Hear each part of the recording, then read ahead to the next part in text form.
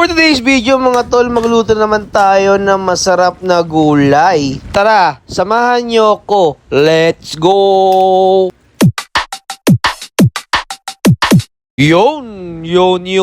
Nandito na naman tayo sa episode series natin mga tol. Episode 40 nga pala, gulay. Meron nga pala akong leeg ng manok dito mga tol. Tinimplahan ko lang na usual na ginagawa natin sa fried chicken. Kung lagi ka nanonood ng mga vlogs ko mga tol, ganyan ako magtimpla ng fried chicken. Patis, paminta, pati kalamansi lang yan. Nilagyan ko rin pala tol ng itlog, pati arena, pati onting tubig mga tol. Tapos yan, syempre nagpainit tayo ng mantika. Piprito natin yung ating leeg ng manok. Ito nga pala isasahog natin mamaya sa ating ginisang gulay. Sabihin mo na naman mga tol, pinahihirapan ko rin sarili ko, pwede ko naman siya gisahin diretso doon sa ating gulay, di ba? Trip ko yung mga tol, parang masarap yung prito manok doon na itatapis mo sa gulay, di ba? At ayun na nga mga tol, nagpapa-shoutout nga pala yung mga tropa natin dyan. Unahin natin nga pala si Andrew ng Iloilo, si Lai David naman tol ng Tanay Rizal, and lastly mga tol, si Christopher Boyson ng Bicol Region. Ba, dumadami na yung mga nanonood at naloloko sa ating mga videos. Maraming salamat tol sa inyong suporta at napapansin yung aking mga ginagawa, di ba? Balik na nga tayo sa ating ginagawa mga tol. Yung mixed vegetable nga pala nabili ko sa palengke lang yun, halagang 30 pesos lang. Tapos naghiwa na pala tayo natin mga aromatics mga tol, bawang pati sibuyas. Mahana rin natin to ng halagang 20 pesos na petchay, di ba? Ayos na ayos mga tol, meron tayong ginisang gulay. Mura na, masustansya pa, di ba?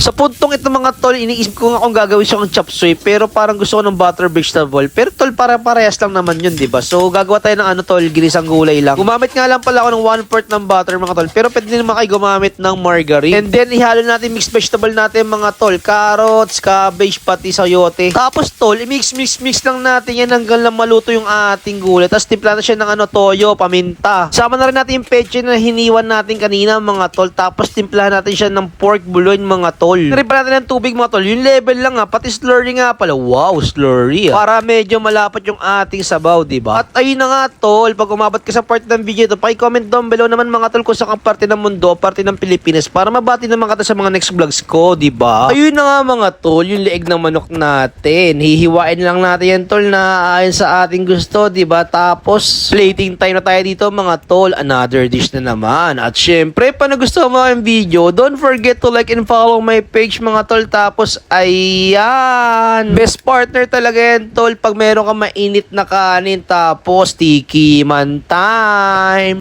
Yun. Tol, tikman natin yung luto kong ginisang gulay na may pitong leeg ng manok. Siyempre, tol, tikman natin kung masarap ba o hindi, di ba? Ayan, tol, may init pa.